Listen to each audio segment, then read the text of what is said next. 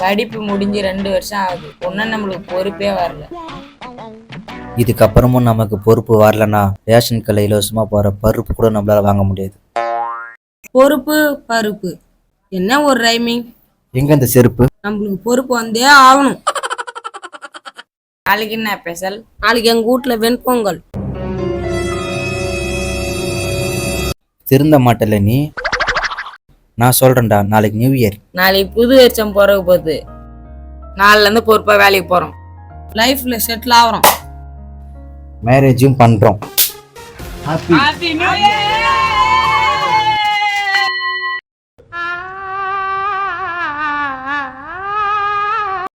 நமக்கு மட்டும் வருஷம் எப்படி போதுன்னே தெரியலையே. ஆனதுதான் ஆச்சு, போன வருஷம் போச்சு, இந்த வருஷமாச்சும் இப்படியே வேலைக்கு போறோம், லைஃப்ல செட்டில் ஆகிறோம், மேரேஜும் பண்றோம்.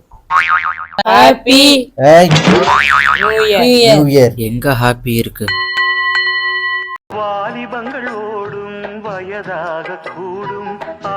ஆனாலும் இந்த வருஷமாச்சும் நம்ம வேலைக்கு போறோம், லைஃப்ல செட்டில் ஆயிடும் சொல்றதுக்குள்ள செத்து போயிடுவோம்.